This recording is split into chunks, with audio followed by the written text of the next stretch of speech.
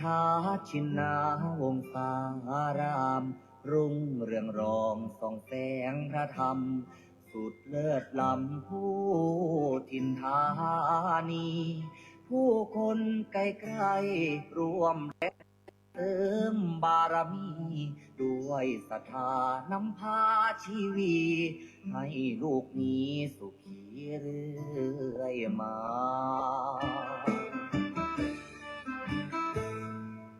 น้อมว่าองค์พระครูอภิรักษ์ชินวงศ์ท่านผู้คอยหนุนนำดำรงจิตจะลงพระศาสนาบุญบารมีศาสตร์ส่องสีปกป้องภาราสั่งสอนธรรมเหล่าปวงศรัทธาเทศนาพ้นวัฏฏะสงสาร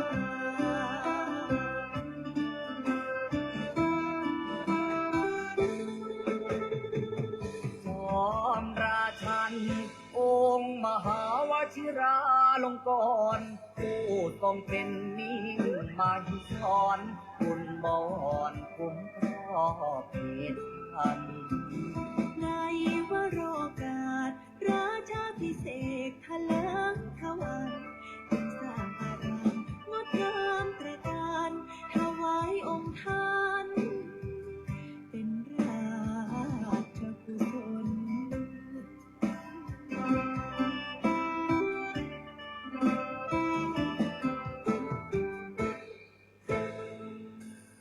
วัดป่าพุทธชินาวงศารามกงเกิดไกรแส่สองเลือนามทั่วเขตข้างต่างไทยยินยนต์ศูนย์รวมจิตใจสุดเลื่อมใสในดวงกมลของศรัทธาเหล่าสาธุชนสุขเลิศล้นบ่มีใดปาน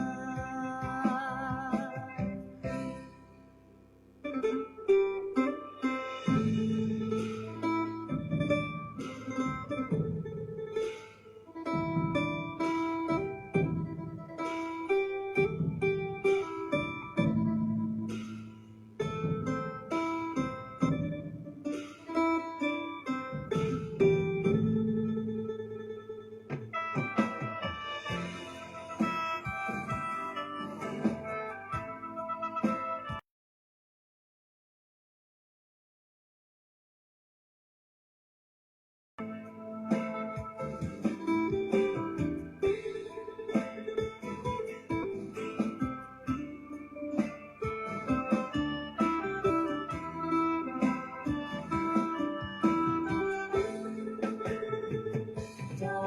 มมิ่งมาหิศรคุณบอนคุ้มครอบเหตุพันในวโรกาสราชาพิเศษทะเลิงทวันจึงสร้างอารามงดงามตระการถวายองค์ท่านเป็นราชกุศล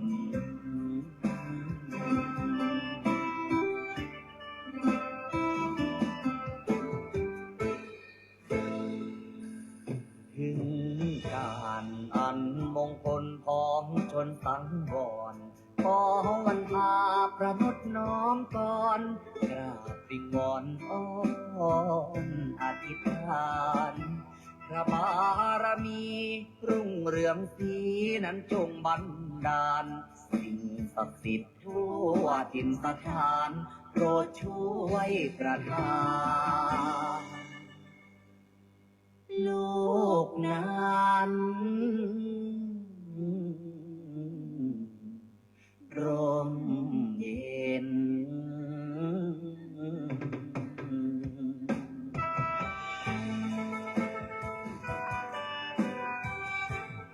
ขอความนอบน้อมในพระรัตนตรัยอันมีคุณพระพุทธคุณพระธรรมคุณพระสงฆ์ขอ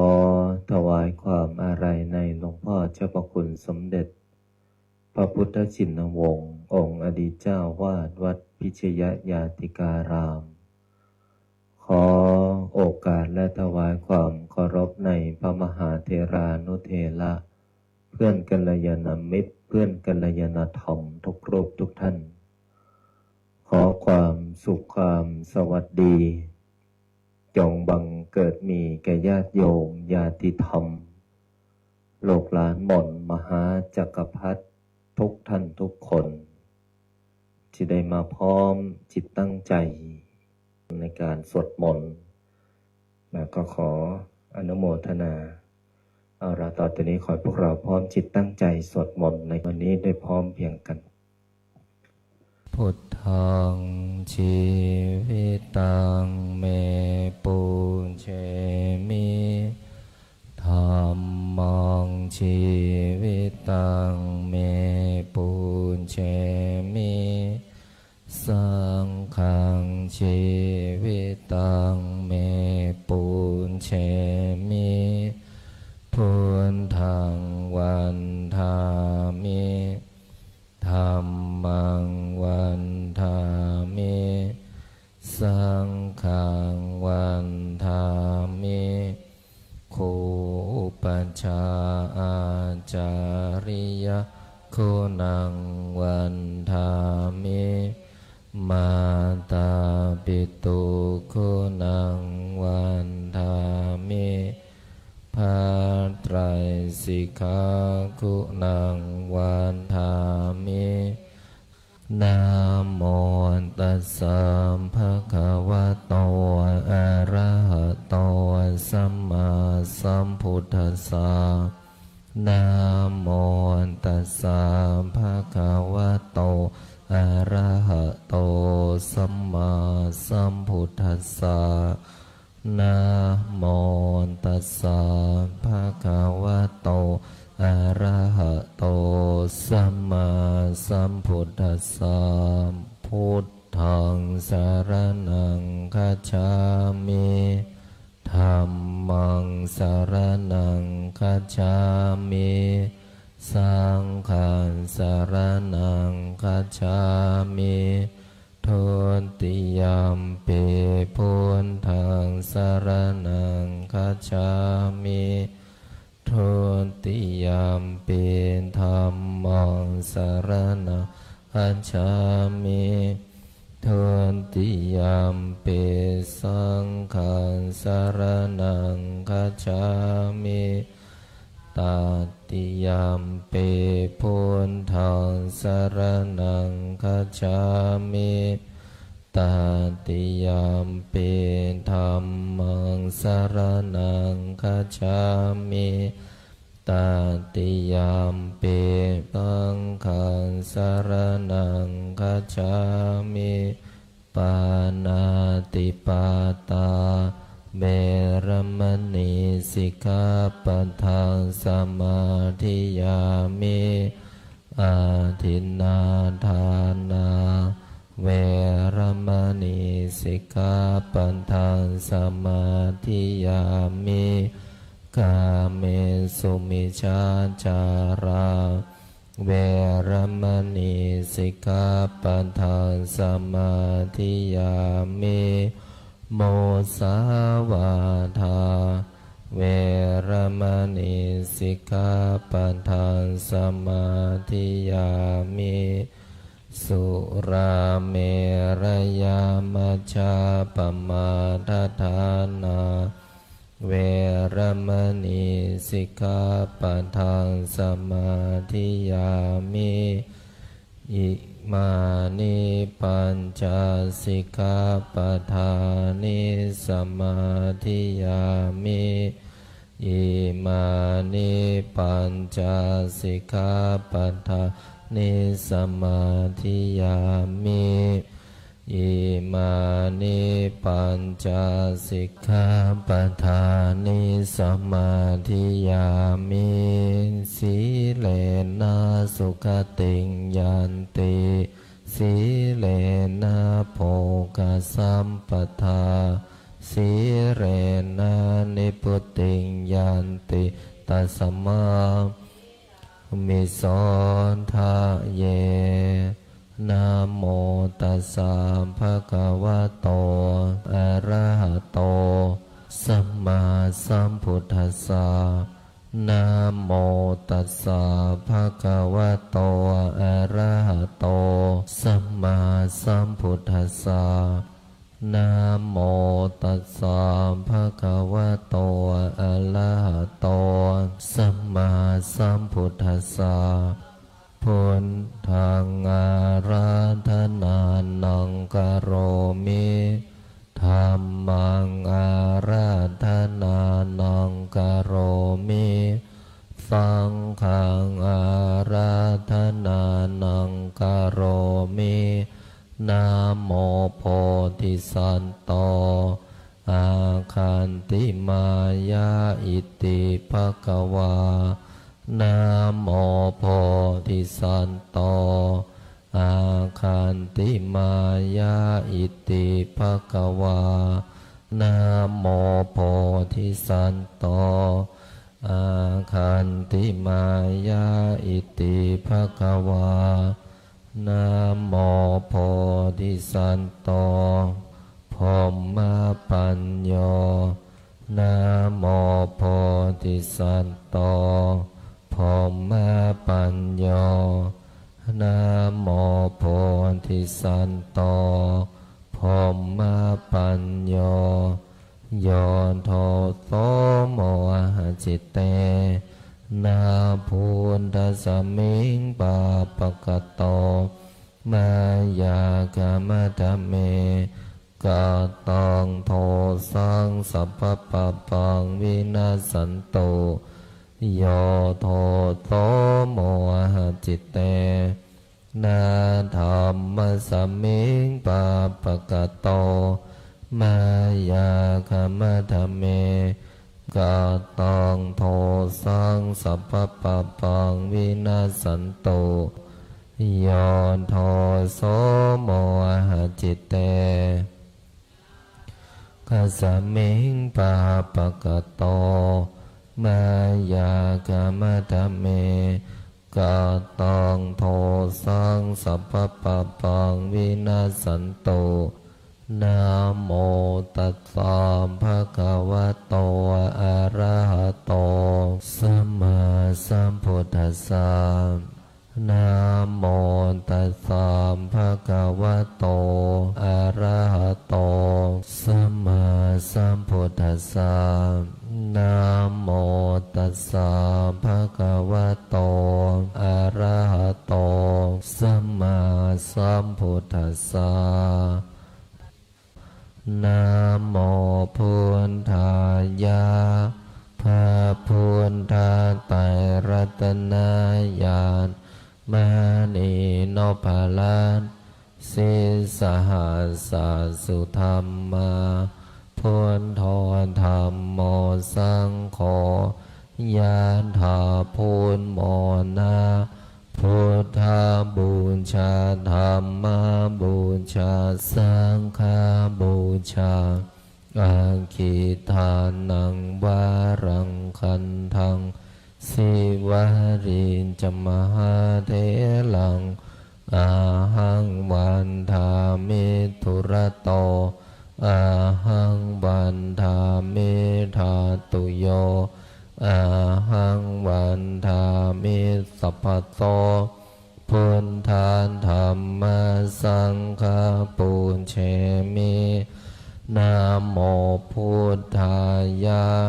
พระพุทธไตรรัตนญาณมณีโนภาลันสิสหัสสะสุธรรมาพุทโธธรรมโมสังโฆยะถาพุทโมนาพุทธบูชาธรรมบูชาสังฆบูชาอาคิทานังวารังคันทังสิวาริจมหาเถลังอาหังวันทามิทุระโตอาหังวันทามิธาตุโยอาหังวันทามิสัพพะโต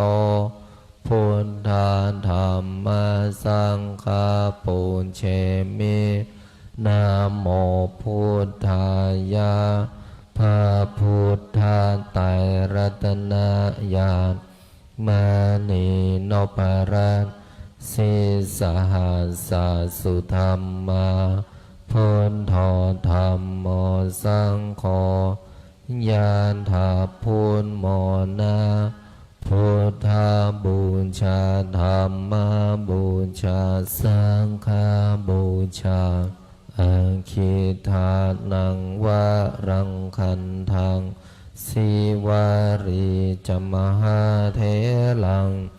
อาหังวันทามิทุระโตอาหังวันทามิทาตุโยอาหังวันทามิสัพพโตพุทธาธรรมสังฆาปุญเชมินะโมพุทธายะพระพุทธไตรรัตนญาณมานีโนปาลัสสิสหัสสะสุธรรมมาพุทโธธรรมโมสังโฆยะถาพุทโมนาพุทธาบูชาธรรมบูชาสังฆบูชาอาคิทานังวะรังคันทังสิวาริจมหาเทลังอาหังวันทามิทุระโตอาหังวันทามิทาตุโยอาหังวันทามิสัพพโสพุทธาธรรมสังฆาปุญเชมินะโมพุทธายะพระพุทธไตรรัตนญาณมานีโนปารัสสิสหัสสะสุธรรมมาพุทโธธรรมโมสังโฆยานถาพุทโมนาพุทธาบูชาธรรมบูชาสังฆบูชาอาคิทานังวะรังคันทังสิวาริจมหาเทลังอาหังวันทามิทุระโตอาหังวันทามิทาตุโยอาหังวันทามิสัพพโตพุทธาธรรมสังฆาปุญเชมินะโมพุทธายะพระพุทธไตรรัตนญาณมานีโนปาลัสสิสหัสสะสุธรรมมาพุทโธธรรมโมสังโฆยะถาพุทโมนาพุทธาบูชาธรรมบูชาสังฆบูชาอาคิทานังวะรังคันทังสิวาริจมหาเทลังอาหังวันทามิทุระโตอาหังวันทามิทาตุโยอาหังวันทามิสัพพโสพุทธาธรรมสังฆาปุญเชมินะโมพุทธายะพระพุทธไตรรัตนญาณมานีโนปาลัสสิสหัสสะสุธรรมมาพุทโธธรรมโมสังโฆยะถาพุทโมนาพุทธาบูชาธรรมบูชาสังฆบูชาอาคิทานังวะรังคันทังสิวาริจมหาเทลังอาหังวันทามิทุระโตอาหังวันทามิทาตุโยอาหังวันทามิสัพพโสพุทธาธรรมสังฆาปุญเชมินะโมพุทธายะพระพุทธไตรรัตนญาณ มานีโนภาลังสีสหัสสุธรรมาพุทโธธรรมโมสังโฆยะถาพุทโมนาพุทธาบูชาธรรมบูชาสังฆบูชาอาคิทานังวารังคันทังสิวาริจมหาเถลังอาหังวันทามิตุระโต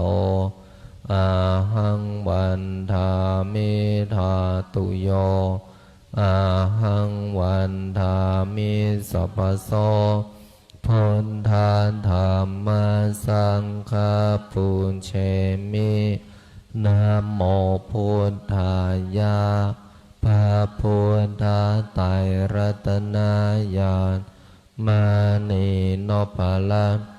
สีสหัสสุธรรมาพุทโธธรรมโมสังโฆยะถาพุทโมนาพุทธาบูชาธรรมบูชาสังฆบูชาอาคิทานังวารังคันทังสิวาริจมหาเถลังอาหังวันทามิตุระโตอาหังวันทามิธาตุโยอาหังวันทามิสัพพโสพุทธาธรรมสังฆปุญเชมินะโมพุทธายะพระพุทธไตรรัตนญาณมานีโนภาลังสีสหัสสุธรรมาพุทโธธรรมโมสังโฆยะถาพุทโมนาพุทธาบูชาธรรมบูชาสังฆบูชาอาคิทานังวารังคันทังสิวาริจมหาเถลังอาหังวันทามิตุระโตอาหังวันทามิธาตุโยอาหังวันทามิสัพพโสพุทธาธรรมสังฆปุญเชมินะโมพุทธายะพระพุทธไตรรัตนญาณมานีโนภาลังสีสหัสสุธรรมาพุทโธธรรมโมสังโฆยะถาพุทโมนาพุทธาบูชาธรรมบูชาสังฆบูชาอาคิทานังวารังคันทังสิวาริจมหาเถลังอาหังวันทามิตุระโตอาหังวันทามิธาตุโยอาหังวันทามิสัพพโสพุทธาธรรมสังฆปุญเชมินะโมพุทธายะพระพุทธไตรรัตนญาณมานีโนภาลังสีสหัสสุธรรมาพุทโธธรรมโมสังโฆยะถาพุทโมนาพุทธาบูชาธรรมบูชาสังฆบูชาอาคิทานังวารังคันทังสิวาริจมหาเถลังอาหังวันทามิตุระโตอาหังวันทามิธาตุโยอาหังวันทามิสัพพโสพุทธาธรรมสังฆปุญเชมินะโมพุทธายะพระพุทธไตรรัตนญาณ มานีโนปาลันสิสหัสสุธรรมาพุทโธธรรมโมสังโฆยะถาพุทโมนาพุทธาบูชาธรรมบูชาสังฆบูชาอาคิทานังวารังคันทังสิวาริจมหาเถลังอาหังวันทามิตุระโตอาหังวันทามิธาตุโยอาหังวันทามิสัพพโสพุทธาธรรมสังฆปุญเชมินะโมพุทธายะพระพุทธไตรรัตนญาณมานีโนปาลันสิสหัสสุธรรมาพุทโธธรรมโมสังโฆยะถาพุทโมนาพุทธาบูชาธรรมบูชาสังฆบูชาอาคิทานังวารังคันทังสิวาริจมหาเถลังอาหังวันทามิตุระโตอาหังวันทามิธาตุโยอาหังวันทามิสัพพโสพุทธาธรรมสังฆปุญเชมินะโมพุทธายะพระพุทธไตรรัตนญาณมานีโนปาลันสิสหัสสุธรรมาพุทโธธรรมโมสังโฆยะถาพุทโมนาพุทธาบูชาธรรมบูชาสังฆบูชาอาคิทานังวารังคันทังสิวาริจมหาเถลังอาหังวันทามิตุระโตอาหังวันทามิธาตุโยอาหังวันทามิสัพพโสพุทธาธรรมสังฆปุญเชมินะโมพุทธายะพระพุทธไตรรัตนญาณมานีโนปาลันสิสหัสสุธรรมาพุทโธธรรมโมสังโฆยะถาพุทโมนาพุทธาบูชาธรรมบูชาสังฆบูชาอาคิทานังวารังคันทังสิวาริจมหาเถลังอาหังวันทามิตุระโตอาหังวันทามิธาตุโยอาหังวันทามิสัพพโสพุทธาธรรมสังฆ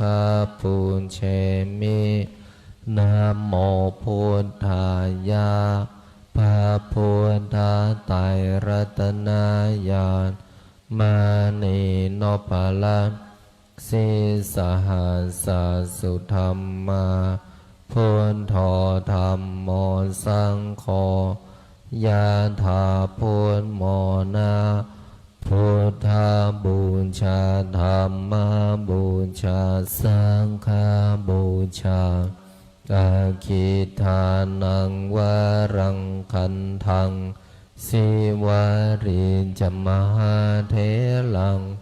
อาหังวันทามิตุระโตอาหังวันทามิธาตุโยอาหังวันทามิสัพพโสพุทธาธรรมสังฆปุญเชมินะโมพุทธายะพระพุทธไตรรัตนญาณ มานีโนปาลันสิสหัสสุธรรมาพุทโธธรรมโมสังโฆยะถาพุทโมนาพุทธาบูชาธรรมบูชาสังฆบูชาอาคิทานังวารังคันทังสิวาริจมหาเทลังอาหังวันทามิทุระโตอาหังวันทามิธาตุโยอาหังวันทามิสัพพโสพุทธาธรรมสังฆปุญเชมินะโมพุทธายะพระพุทธไตรรัตนญาณมานีโนภาลันสิสหัสสุธรรมาพุทโธธรรมโมสังโฆยะถาพุทโมนาพุทธาบูชาธรรมบูชาสังฆบูชาอาคิทานังวารังคันทังสิวาริจมหาเทลังอาหังวันทามิทุระโตอาหังวันทามิธาตุโยอาหังวันทามิสัพพโสพุทธาธรรมสังฆปุญเชมินะโมพุทธายะพระพุทธไตรรัตนญาณมานีโนปารันสิสหัสสุธรรมาพุทโธธรรมโมสังโฆยะถาพุทโมนาพุทธาบูชาธรรมบูชาสังฆบูชาอาคิทานังวารังคันทังสิวาริจมหาเทลังอาหังวันทามิทุระโตอาหังวันทามิธาตุโยอาหังวันทามิสัพพโสพุทธาธรรมสังฆปุญเชมินะโมพุทธายะพระพุทธไตรรัตนญาณมานีโนปารันสิสหัสสุธรรมาพุทโธธรรมโมสังโฆยะถาพุทโมนาพุทธาบูชาธรรมบูชาสังฆบูชาอาคิทานังวารังคันทังสิวาริจมหาเทลังอาหังวันทามิทุระโตอาหังวันทามิธาตุโยอาหังวันทามิสัพพโสพุทธาธรรมสังฆปุญเชมินะโมพุทธายะพระพุทธไตรรัตนญาณมานีโนปาลันสิสหัสสุธรรมาพุทโธธรรมโมสังโฆยะถาพุทโมนาพุทธาบูชาธรรมบูชาสังฆบูชาอาคิทานังวารังคันทังสิวาริจมหาเทลังอาหังวันทามิทุระโตอาหังวันทามิธาตุโยอาหังวันทามิสัพพโสพุทธาธรรมสังฆปุญเชมินะโมพุทธายะพระพุทธไตรรัตนญาณ มานีโนปารันสิสหัสสสุธรรมาพุทโธธรรมโมสังโฆยานถาพุทโมนาพุทธาบูชาธรรมบูชาสังฆบูชาอาคิตานังวารังคันทังสิวาริจมหาเถลังอาหังวันทามิทุระโตอาหังวันทามิธาตุโยอาหังวันทามิสัพพโตพุทธาธรรมสังฆาปุเชมินะโมพุทธายะพระพุทธไตรรัตนญาณมานีโนภาลังสิสหัสสสุธรรมาพุทโธธรรมโมสังโฆยะถาพุทโมนาพุทธาบูชาธรรมบูชาสังฆบูชาอาคิทานังวารังคันทังสิวาริจมหาเถลังอาหังวันทามิทุระโตอาหังวันทามิธาตุโยอาหังวันทามิสัพพโสพุทธาธรรมสังฆาปุเชมินะโมพุทธายะพระพุทธไตรรัตนญาณมานีโนภาลังสิสหัสสสุธรรมาพุทโธธรรมโมสังโฆยะถาพุทโมนาพุทธาบูชาธรรมบูชาสังฆบูชา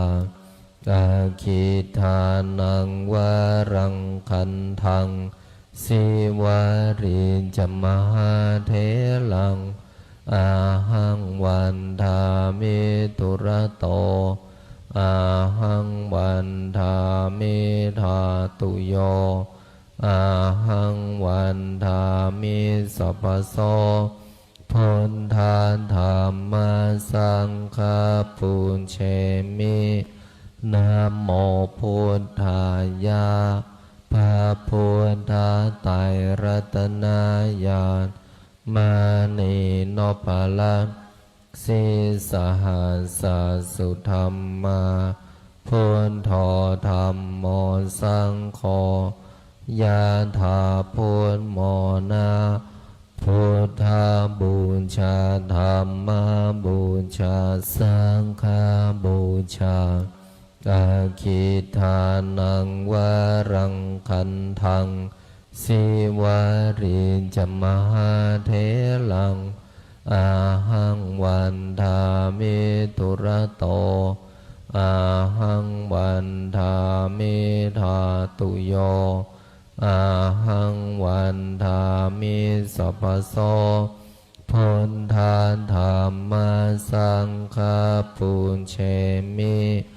นะโมพุทธายะพระพุทธไตรรัตนญาณมานีโนภาลังสิสหัสสสุธรรมาพุทโธธรรมโมสังโฆยะถาพุทโมนาพุทธาบูชาธรรมบูชาสังฆบูชาอาคิทานังวารังคันทังสิวาริจมหาเถลังอาหังวันทามิทุระโตอาหังวันทามิธาตุโยอาหังวันทามิสัพพโสพุทธาธรรมสังฆาปุเชมินะโมพุทธายะพระพุทธไตรรัตนญาณ มานีโนปาลังสีสหัสสุธรรมาพุทโธธรรมโมสังโฆยะถาพุทโมนาพุทธาบูชาธรรมบูชาสังฆบูชาอาคิทานังวารังคันทังสิวาริจมหาเถลัง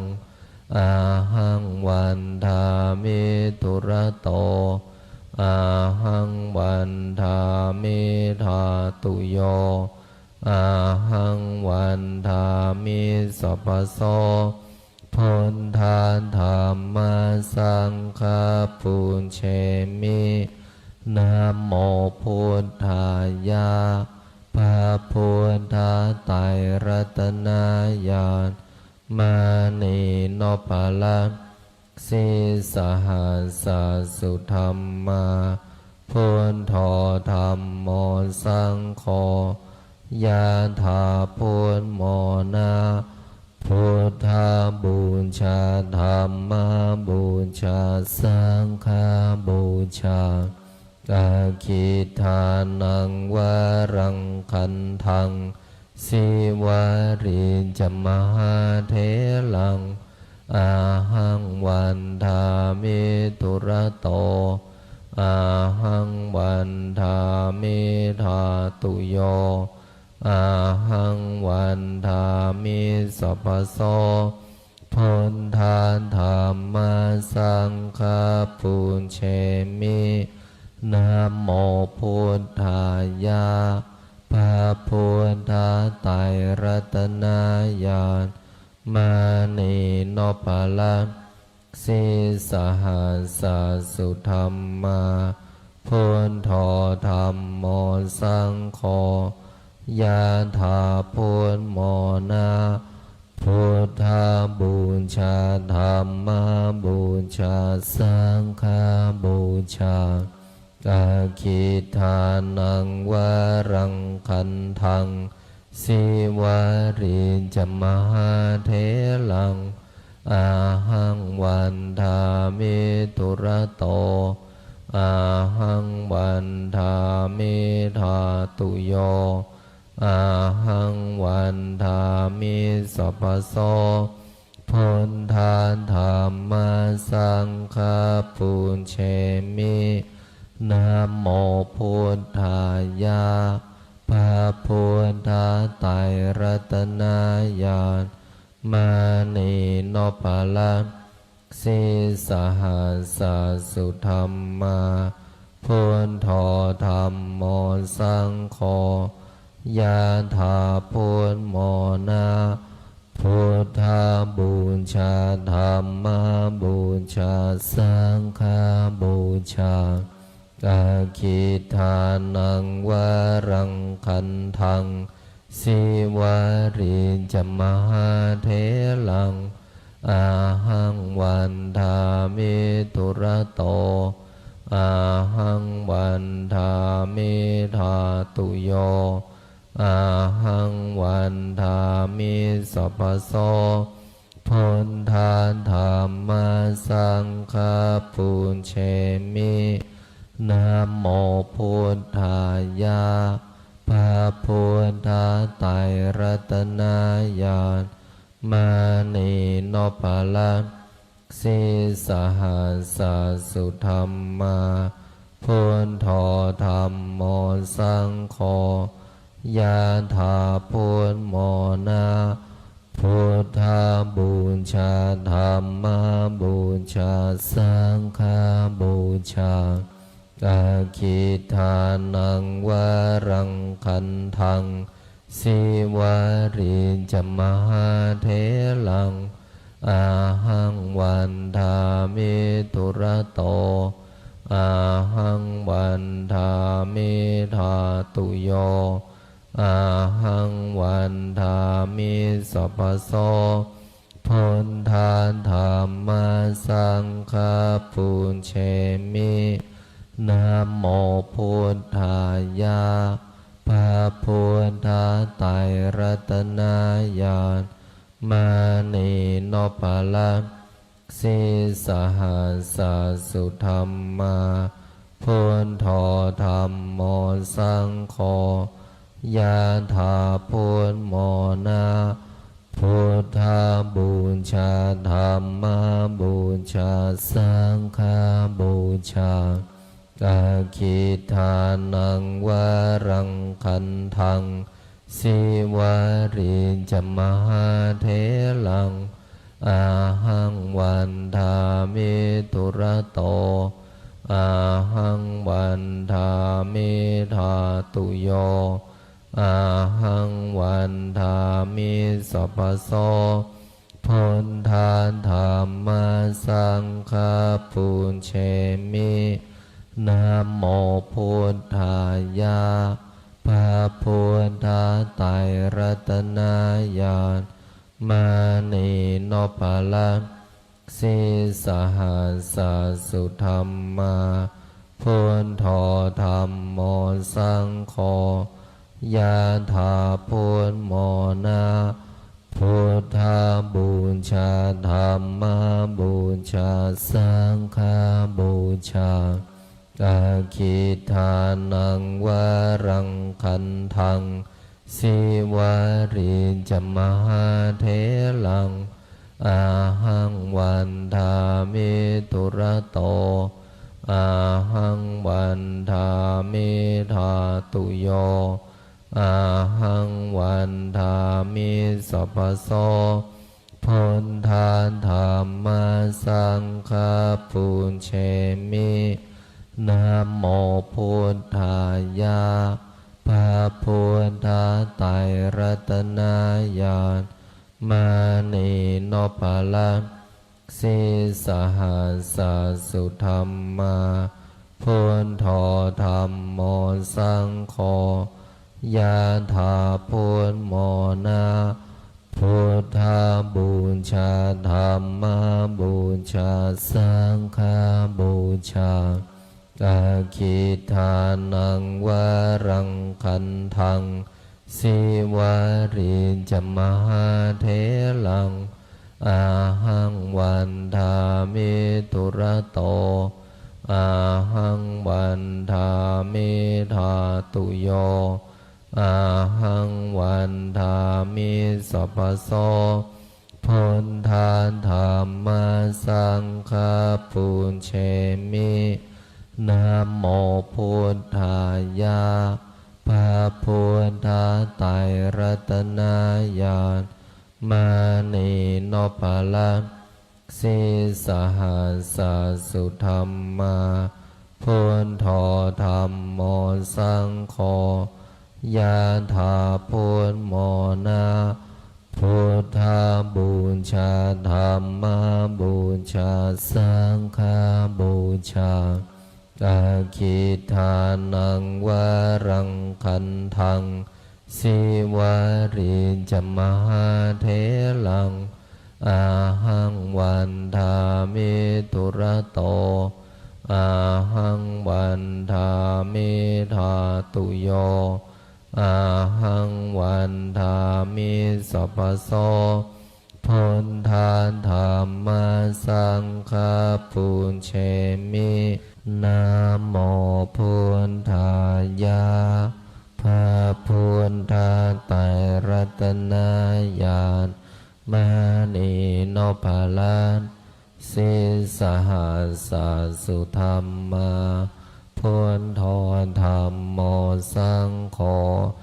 ยะถาพุทโมนาพุทธาบูชาธรรมบูชาสังฆบูชาอาคิทานังวารังคันทัง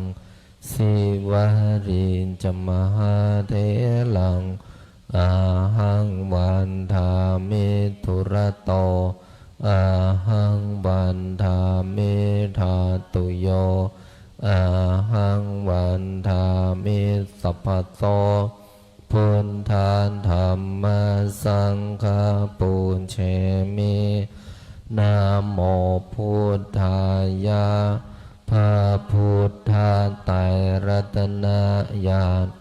มานีโนปารัสสิสหัสสะสุธรรมาพุทโธธรรมโมสังโฆยานถาพุทโมนาพุทธาบูชาธรรมบูชาสังฆบูชาอาคิทานังวะรังคันทังสิวารีจมหาเทลังอาหังวันทามิทุระโตอาหังวันทามิทาตุโยอาหังวันทามิสัพพโสพุทธาธรรมสังฆาปุญเชมินะโมพุทธายะพระพุทธาไตรรัตนญาณมานีโนปารัสสิสหัสสะสุธรรมาพุทโธธรรมโมสังโฆยานถาพุทโมนาพุทธาบูชาธรรมบูชาสังฆบูชาอาคิทานังวะรังคันทังสิวารีจมหาเทลังอาหังวันทามิทุระโตอาหังวันทามิทาตุโยอาหังวันทามิสัพพโสพุทธาธรรมสังฆาปุญเชมินะโมพุทธายะพระพุทธาไตรรัตนญาณมานีโนปารัสสิสหัสสะสุธรรมาพุทโธธรรมโมสังโฆยาถาพุทโมนาพุทธาบูชาธรรมบูชาสังฆบูชาอาคิทานังวะรังคันทังสิวารีจมหาเทลังอาหังวันทามิทุระโตอาหังวันทามิทาตุโยอาหังวันทามิสัพพโสพุทธาธรรมสังฆาปุญเชมินะโมพุทธายะพระพุทธาไตรรัตนญาณมานีโนปารัสสิสหัสสะสุธรรมาพุทโธธรรมโมสังโฆยานถาพุทโมนาพุทธาบูชาธรรมบูชาสังฆบูชาอาคิทานังวะรังคันทังสิวารีจมหาเทลังอาหังวันทามิทุระโตอาหังวันทามิทาตุโยอาหังวันทามิสัพพโสพุทธาธรรมสังฆาปุญเชมินะโม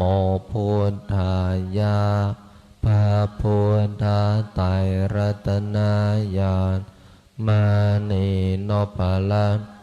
สิสหัสสะสุธรรมาพุทโธธรรมโม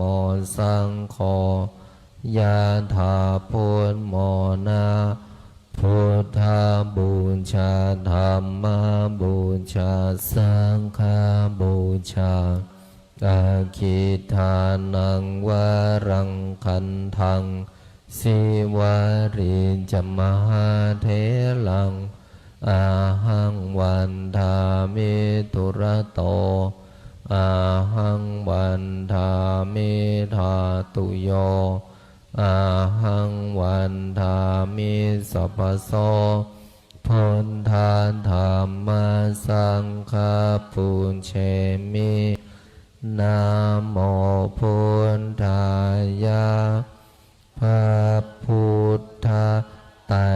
รัตนญาณ มานีโนภาลัสสิสหัสสะสุธรรมาพุทโธธรรมโมสังโฆยะถาพุทโมนะพุทธาบูชาธรรมบูชาสังฆบูชาอาคิทานังวะรังคันทังสิวาริจมหาเทลังอาหังวันทาเมตุระโตอาหังวันทาเมธาตุโยอาหังวันทาเมสัพพโตพุทธธรรมสังฆปุญเชมิสัมเพพุทธาสัมเพธัมมาสัมเพสังฆา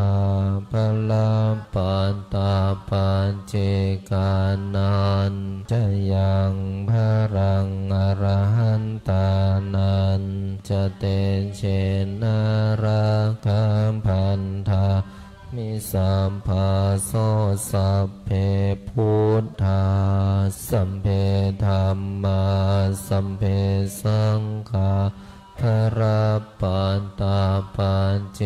กานันจะยังพรังอรหันตานันจะเตเชนาราคัมพันธามิสัมภาโสสัมเพพุทธาสัมเพธัมมาสัมเพสังฆาปะลาปันตาปัญเจกานันจะยังพรังอรหันตานันจะเตเชนาราคัมพันธามิสัมภาโสพุทธังอธิฐามิธัมมังอธิฐา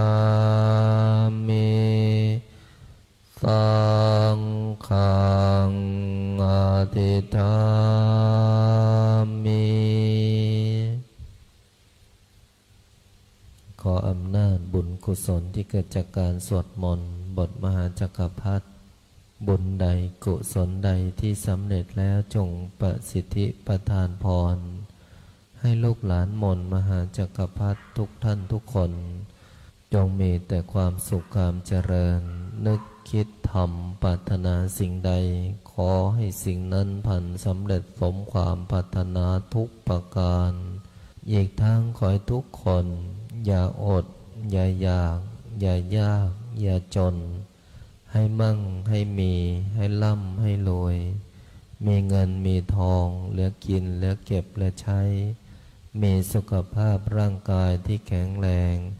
มีอายุขัยที่ยืนยาวถึง100 ปีทุกท่านทุกคนเทินขออนุโมทนากราบลาพระรัตนตรัยได้พร้อมเพียงกัน